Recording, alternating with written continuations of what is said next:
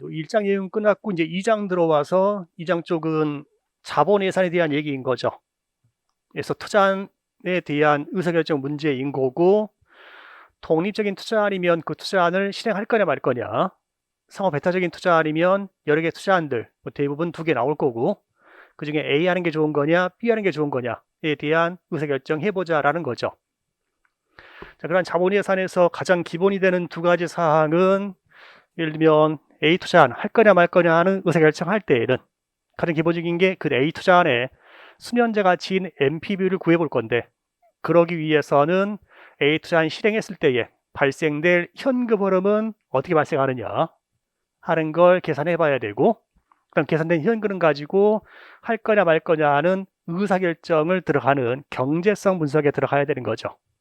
그래서 가장 먼저 해야 되는 것은 투자안에서 발생될 현금 흐름을 계산해 봐야 되는 현금 흐름 측정에 문제가 있는 거고, 그리고 투자안의 현금 흐름을 측정할 때 가장 기본적인 원칙들이, 맨 첫 번째로는 세후 증분 현금 흐름으로 측정해야 된다라는 게 있는 거죠. 거기서 증분으로 접근하자라는 것은 A라는 투자안을 실행하지 않는 경우와 실행하는 경우에 차이 나는 현금 흐름만 가지고 의사결정하자라는 거고, 더불어서 세금은 당연히 나가는 거니까 세후 현금을 가지고 의사결정해야겠다. 그래서 거기서는 말로 표현하게 되면은 법인세, 다른 세금은 당연히 돈이 나가는 거니까 걔는 현금 유출로 처리해야 된다라고 할 수 있는 거죠. 다음 2번째 얘기로 감가상각비에 대해서는, 감가상각비는 현금의 유출이 없는 비용이다. 따라서 얘는 현금 유출로 처리하면 안 된다라고 할 수 있는 거죠. 다만 그러한 감가상각비는 현금 유출이 없는 비용이지만 과세소득 계산할 때에는 비용 처리가 되면서 세금을 줄여준다. 따라서 그 감가상각비의 감세 효과만큼은 나갈 세금을 줄여주는 거니까 유출을 감소시킨다. 따라 플러스 처리해야겠다. 다시 말하면 현금 유입으로 처리해야 된다. 자, 이게 우리 말로 표현하는 거고, 실제 계산할 때에는 가장 기본적인 현금 흐름인 영업 현금 흐름 계산할 때에도 증분으로 접근해야 된다. 따라서 증분 EBIT 곱하기 1 법인세율에 더하기 증분 감가상각비로 접근을 해야 되는 거죠. 자본예산에서는 이보다는 보다 더 자주 쓰이는 식이, 증분 현금 들어온 수익에서 증분 현금 나가는 비용 빼고 곱하기 1 법인세율에 더하기 증분 감가상각비의 감세 효과를 더해주자라고 접근하는 게 이 아래에 있는 식이 보다 더 일반적으로 쓰이는 식. 거기서 이렇게 다 증분 접근하자. 그리고 세금은 당연히 나가는 거다. 감가상각비는 현금 유출 없으니까 다시 더해줘야 된다. 유출 처리하면 안 된다. 감가상각의 감세 효과는 나갈 세금 줄여주는 거니까 다시 더해줘야겠다. 그 다음 3번째 얘기로 나올 수 있는 게 매몰 원가라는 게 있고, 기회 비용이라는 게 있고, 부수 효과라는 게 있고, 그 중에 매몰 원가라는 것은 과거에 이미 발생한 지출로서 현재 내가 어떠한 의사결정 하든지 간에 취소시킬 수 없는 과거의 지출이다. 따라서 걔는 고려하면 안 된다. 곧 현금 유출로 처리하면 안 된다. 다음 기회비용은 내가 어떠한 투자안을 선택하게 되면 포기되는 다른 것들, 우리의 제일 좋은 거를 우리의 기회비용이라 하고, 새로운 투자안 실행하지 않았으면 들어올 돈인데 새로운 투자안 실행하면 그 돈이 안 들어온다. 들어올 돈이 안 들어오는 거니까 유출로 처리해야 된다. 다음 부수효과라 함은 새로운 투자안을 실행하게 되면 기존 투자안의 현금 흐름에 영향을 미치게 된다. 그걸 부수효과라 하는 거고, 안 좋은 부수 효과를 다른 말로 잠식 비용이라고도 하고, 새로운 투자안 실행하면 기존 투자안의 매출이 줄어든다. 안 좋은 효과가 이러한 잠식 비용. 얘는 반드시 현금에서 고려를 해야 된다. 자, 추가로 더 얘기 나올 수 있는 게, 만약에 투자안 실행하는데 차입금을 쓴다 하게 되면은 이자를 지급하게 되고, 그런 이자 지급이라든지 아니면 주주에게 배당을 지급하는 거라든지, 투자할 때 나가는 돈을 투자하지 않았으면 예금에서 이자를 받을 수 있었다 하는 것 같은 예상되는 이자, 수익과 같은 것들은 얘네는 현금 흐름에서 고려하지 않고 할인율에 반영한다. 따라서 얘네는 현금에서 고려하지 않는다.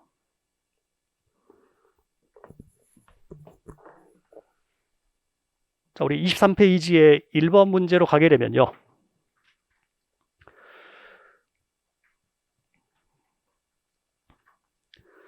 자, 1번 문제에서 현금 분석 시에 고려사항으로 적절하지 않은 것은, 따라 1번 부수효과 잠식 비용은 신규 투자안 실행하면 기존 투자안의 현금이 달라진다. 그건 반드시 고려해야 된다. 따라 2번에 증분 개념을 이용해서 현금을 수정해야 된다. 증분 현금 흐름으로 접근해야 된다. 3번에 기회비용은 들어올 돈이 안 들어오게 되는 거니까 현금 유출로 처리해야 된다. 맞는 문장. 4번에 감가상각비는 현금 유출 없는 비용이니까 현금 유출로 처리하지 않는다. 맞는 문장. 그다음에 5번에 메모론가는 현금 유출로 처리한다. 현금에서 고려하지 않는다. 현금 유출로 처리하지 않는다. 다음 2번 문제. 이미 구입하여 임대하고 있는 토지를 매각할 것인가 아니면 공장을 신축하기 위한 의사결정을 하려고 한다.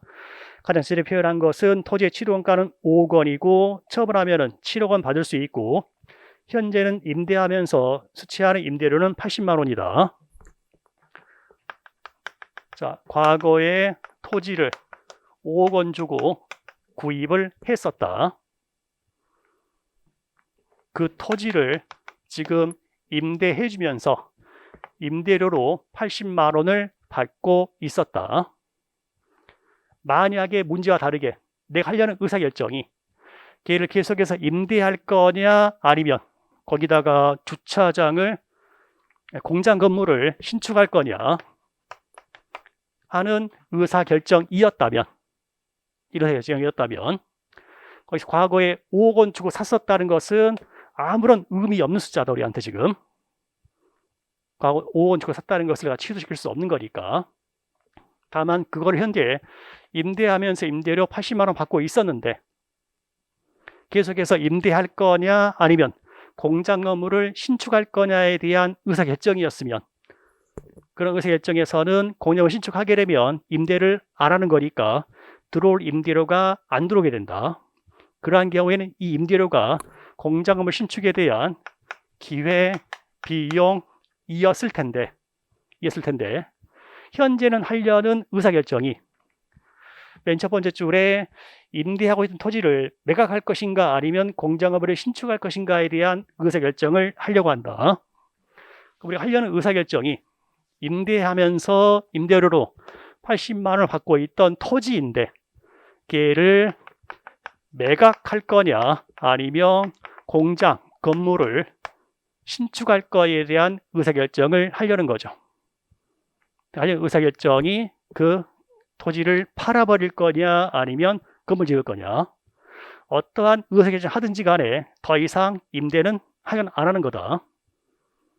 따라서 처분해도 임대료 안 들어오는 거고 건물 신축해도 임대료 안 들어오는 거니까 이 임대료 역시 나의 의사결정과 관련이 없는 비관련 원가다.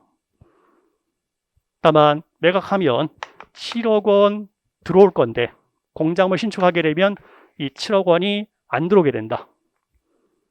공장을 신축하면은 매각하면 들어올 7억 원이 안 들어오는 거니까 이 7억 원만큼이 공장 건물 신축에 대한 기회 비용이 되는 거죠. 자, 동그라미 1번에 토지의 취득원가 5억 원은 과거에 구입한 것으로 매물원가이므로 고려해야 될 사항이 아니다 하는 거 맞는 문장.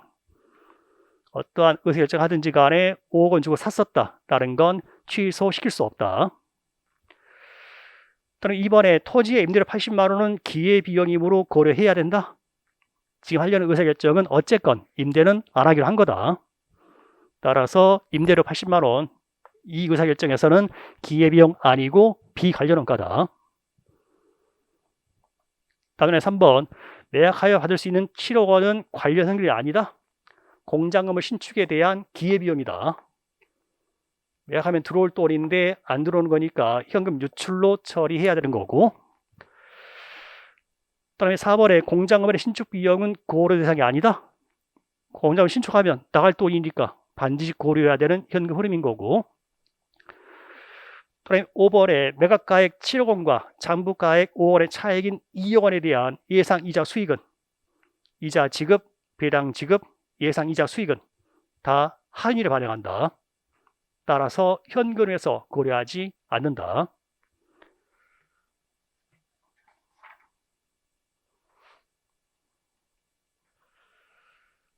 자, 다음 넘어와서 24페이지 3번 문제고요. 증분 현금을 고려해서 투자 의사결정을 해야 하는 다음의 상황에서 가장 적절하지 못한 주장은 또는 1번에 은행이 부실 기업에 대한 추가 자금 지원 여부를 검토할 때에 추가로 지원할 자금과 함께 이미 부도 처리가 된 대출금에 대해서도 원가 이자를 회수할 수 있는지 고려해야 된다. 자, 일면 A라는 기업이 있고요.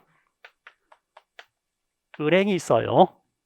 그런데 예전에 어떤 일이 있었냐면 얘가 대출을 해줬었어요. 10년 전에. 그런데요, 얘가 망했대요. 망해서 이 돈을 못 받았어.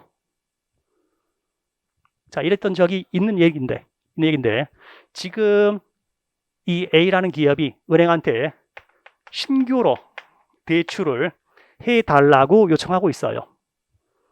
그러면 이렇게 신규로 자금을 대출해 줄지 여부를 은행이 고려할 때에는 과거에 돈 띄었던 거, 돈 떼먹은 거, 이게 회수가 안 되면 이 돈을 빌려주지 말아야 되는 건가요? 얘는 이미 부도 처리되어서 대손 처리 다 끝났어. 은행 입장에서는 지금 빌려주는 돈을 제대로 회수할 수 있으면 빌려주는 거지. 이 돈 못 받는다고 해서 이 돈을 안 빌려주면 안 되는 거죠.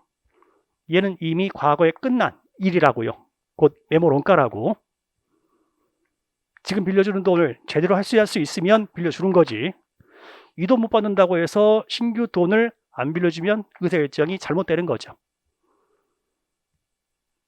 그래서 이미 부도 처리된 대출금은 고려할 필요가 없게 된다.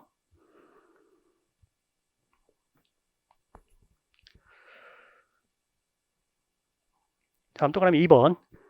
100억 원에 구입한 토지에 30억 원을 들인 주차장 시설을 철거하고 상가 건물 신축할지 여부를 검토할 때에 장부 가치인 120억 원이 아니라 토지와 주차장 시설을 매각하며 줄 수 있는 150억 원 세후 기준을 비용으로 고려해야 된다.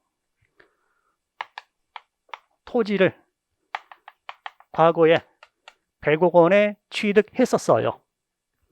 거기 토지에다가 주차장 짓느라고 30억 원이 추가로 들어갔었어요. 주차장은 감가 생각이 되었나 보죠. 그래서 지금은 장부 금액이 120억 원인 주차장이 있는 토지예요. 자, 그거에 대해서 하려는 의사결정이 주차장 시설을 철거하고 상가 건물을 신축할지 여부를 검토한다. 상가 건물 신축하는 거에 대한 의사결정 얘기인데, 근데 장부 가치는 120억 원이 아니라 걔를 매각하면 줄 수 있는 150억 원. 다른 대안이 있는 게 얘를 매각하면 세금 빼고 나서 150억 원을 받을 수 있는 상황이래요. 자, 그러면 과거에 토지를 100억 주고 샀었다라는 거 의미 있다 없다 지금? 매물원가. 30억 원 들여서 주차 만들었다는 거. 매물원가. 그게 잔부 금액이 지금 120억 원이라는 거. 메모론가. 팔면 들어올 150억 원이 곧 기회비용 되는 거죠. 상하물 신축에 대한 기회비용은 처분하면 들어올 150억 원. 그래서 동그라미 2번 맞는 문장 되겠네요. 비용으로 고려해야 되는 것이 곧 기회비용이다라는 표현인 거죠. 다음 3번. 제주의 한 호텔이 인근 골프장 인수 여부를 검토할 때에 골프장 예약이 수월임에 따라 증가되는 투숙객부터 예산적인 수익과 호텔 예약이 수월임에 따라 증가되는 골프장 이용객에서 예산 수입도 고려해야 된다. 한마디로 하면 뭘 고려해야 된다? 부수 효과를 고려해야 된다라고 할 수 있는 거죠.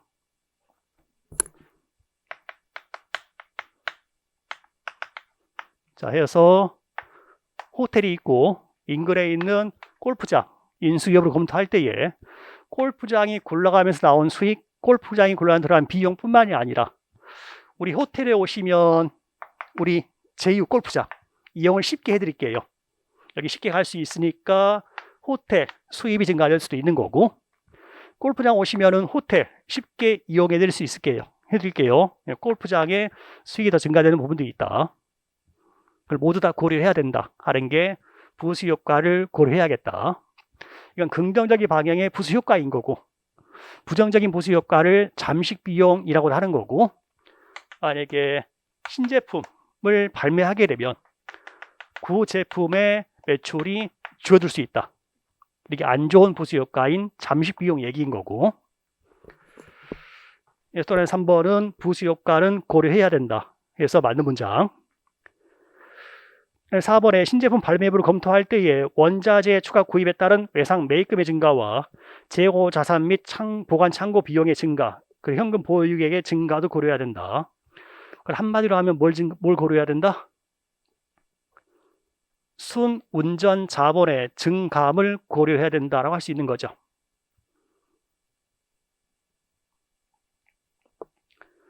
다음에 5번 공장 직원을 해외로 교육 연수 보낼지 여부를 검토할 때에 항공료와 등록금은 물론 해당 직원의 업무를 맡은 신규 채용 임시 직원에 지급할 급여를 함께 고려해야 된다. 모두 다 고려해야 된다 해서 맞는 문장 되는 거죠.